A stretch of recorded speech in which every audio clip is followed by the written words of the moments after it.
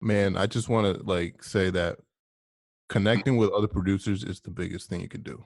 Mm, You need to do that in the industry because there's no way you're gonna get past some of these walls that these, artists have around them mm, unless you know somebody. You need to know somebody. So most of my other placements were just through another producer. Maybe. wow. You Mm. will get, if a show airs today, you will get paid in about 9 months. Now, so that's only on the back end royalties. If you also get upfront licensing checks, and those can come at any time right away.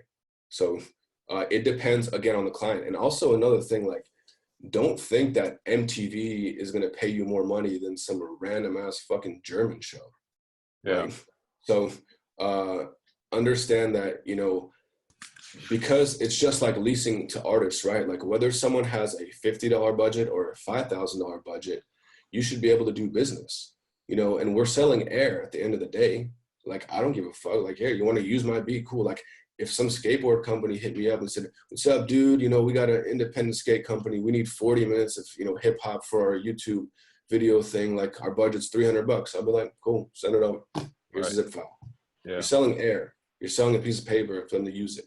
If that's their budget, that's their budget, right? And if it's, fucking The Voice on NBC, then they're gonna pay, there's like, brackets to like, what they have to pay, as far as like if it's a national show or if it's a local show. So you also, like, I get checks, or even like PayPal, I've gotten paid through PayPal depending on certain companies where, but usually I get checks or direct deposit where it will say like, sync licensing upfront fee for, $500 for this particular show. So you might get some up front, and then you'll get it on the back end after the show airs. Yeah. So But yeah, it's because I start with like the smallest artists. Mm. Yeah, I start with like the smallest one to go to like the biggest one, and that's like I don't know how to say it. That's like mouth to mouth, like you start producing with like people, and they be like, "Oh, you should check out this dude. He just made my song, and he's really dope." And that's how it helped me like to work with like people like Chief Keef and Right. later. So That's the biggest pitfall that I see people hurting their brand with, is just not being consistent. Yeah, and it seems like it's just common sense, but that's what kills probably 99% of us.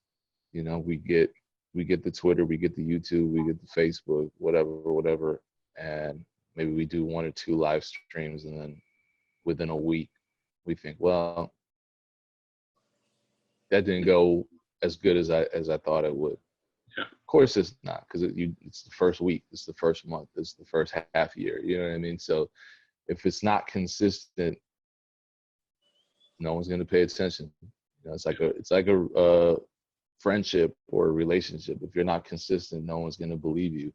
So you just really have to be dedicated to the goal no matter what.